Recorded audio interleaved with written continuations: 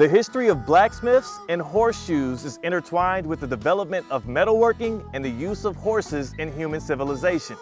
Blacksmithing is one of the oldest professions, dating back to ancient times. Early blacksmiths worked with bronze and iron, crafting tools, weapons, and other items for daily use. The history of blacksmiths and horseshoes is a fascinating journey that reflects the evolution of metalworking and the close relationship between humans and horses throughout history.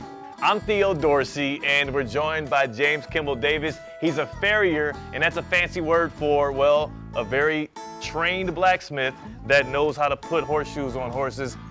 How often do you have to change the shoes out for horses? With this guy, every 5 weeks, that's most of them. Sometimes, you know, every horse is different like every person, so sometimes it's sooner or later, but 5 weeks is usually it. How do the horseshoes help with a horse like Apollo? Oh yeah, I mean, if the horse isn't comfortable, they say no foot, no horse. So if the feet are wrong, the horse isn't gonna be happy and he's not gonna do his best, no matter how good of a rider you are. So this is a very important part of the process. For you, I mean, I know you do it so often. What's your favorite part of actually shoeing a horse? I just love being around the horses, and I love being able to get in there with my hands, make stuff, make a difference, and hopefully help them. Well, the horse can't have what it needs without you being able to make the horseshoe, so I think it's time for us to see some sparks fly.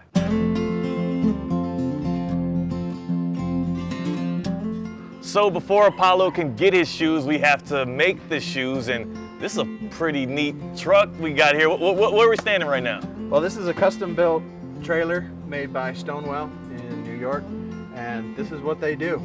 They kit out everything you need. I've even seen some with coffee makers and refrigerators. That's my kind of truck. And all kinds of stuff, computers, whatever. So this one's got everything we need to make whatever Apollo needs. And we've got an anvil, and we have a furnace. Absolutely. This is where the magic starts? Absolutely. What else do you need? So now the shoe's good and hot. Grab it with my tongs and shape it. Let's see what happens, huh? Oh, that's steaming hot. Yep, that's pretty hot. That's pretty hot. I'm gonna back up out the way so I can stay safe. So these all come the same shape from the factory, so we'll have to make them custom for him.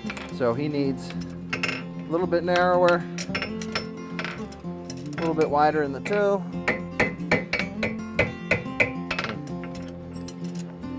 And then you got to bring it around in the heel here. And you notice, because you know Apollo pretty well, you've fitted him before? Yep, I fit him before. And plus, I can look at what he looks like today, because what he looks like today could be slightly different than what he looked like last time. So it's not, you know, it can change, especially if I'm trying to help him. Yeah. So now the shoe's all shaped up. You gotta make sure it's nice and flat. Almost. You're working all parts of the anvil there. You go. Absolutely, every piece of the anvil has a job. Now we're ready to go put it on him. That's still hot, huh? It's still hot. Piping hot, okay. It's plenty hot, yep.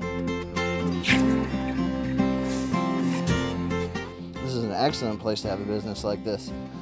I have literally, without exaggeration, the best horses in the world come here in the winter. And the people are wonderful to work for, and the horses are very well mannered. It's a wild thing we do for a living. It's a lot different than a lot of other people. I'm very lucky to be able to do it. Well, Apollo's got a new pair of shoes.